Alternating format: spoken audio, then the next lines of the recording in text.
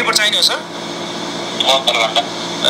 72 घण्टाको PCR report लिएर जान पाइन्छ सर? सर हजुर।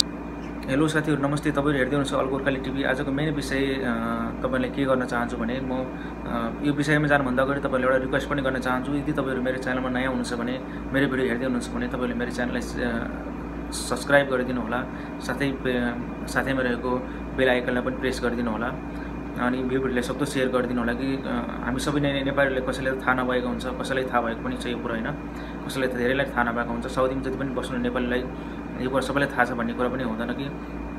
आजको साथीहरु मेन विषय के छ भने तपाईलाई मेन विषय तर्फ म के लिएर जान चाहन्छु भने आजको विषय यस प्रकारको छ। तपाईलाई म भन्न चाहन्छु कि अहिले तपाईहरु जोसुकै नेपाल जान चाहनुहुनेछ, जोसुकै साथीहरु नेपाल जान लाग्नु भएको छ, उनीहरुको लागि चाहिँ नयाँ अपडेट के छ भने तपाईको 72 घण्टाको PCR रिपोर्ट चाहिन्छ। 72 घण्टाको PCR रिपोर्ट हुनै पर्छ। यदि 72 घण्टाको PCR रिपोर्ट भएन भने तपाईहरुले धेरै गाह्रो हुन्छ जानको लागि।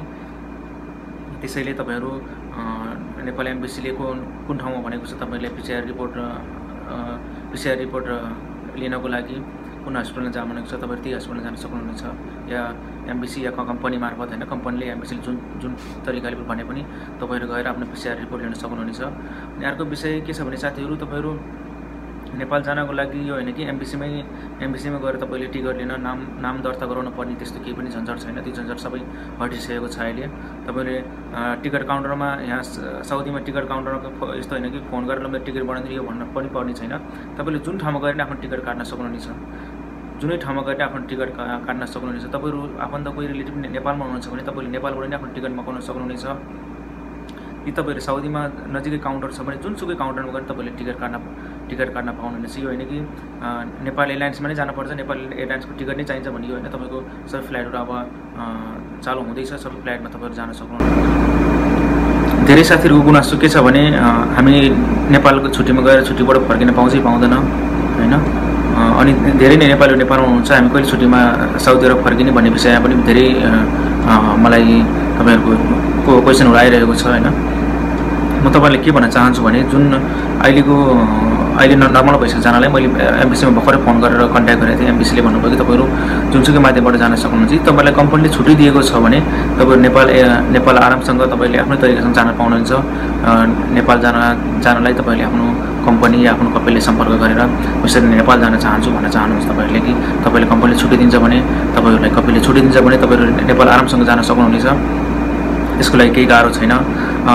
जति पनि साथीहरु नेपालमा हुनुहुन्छ, उहाँहरुले साउदी अरब रिटर्न हुन चाहनुहुन्छ भने उहाँले चाहिँ तपाईको भिजाको डेट सकिएको छ, तपाईको भिजा एक्जिट भएको छ भने तपाईले आफ्नो कपिललाई या आफ्नो कम्पनीलाई सम्पर्क गरेर ल मेरो म अझै आउन चाहन्छु, ल मेरो भिजा रिन्यू गरिदिनु होला भनेर तपाईले आफ्नो कपिललाई सम्पर्क गर्न सक्नुहुनेछ, आफ्नो कम्पनीलाई सम्पर्क गर्न सक्नुहुनेछ। यदि त्यो तपाईको कपिलले तपाईको भिजा रिन्यू गर्यो भने, कम्पनीले रिन्यू गर्यो भने तपाई साउदी फेरि आराम तरिकाले आउन सक्नुहुनेछ। साथीहरु तपाईलाई मेरो भिडियो कस्तो लाग्यो? यदि तपाईलाई मेरो भिडियो मन पर्यो भने मेरो भिडियो लाइक शेयर सब्स्क्राइब गरिदिनु होला, नभन्नु होला तपाईले।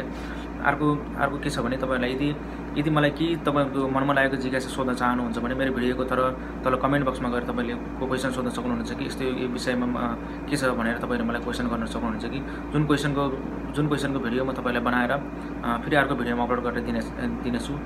हस्त साथीहरु, म आजलाई यतिकै भन्दै आजको भिडियो म बाट छुटिन चाहन्छु। नमस्ते, जय नेपाल।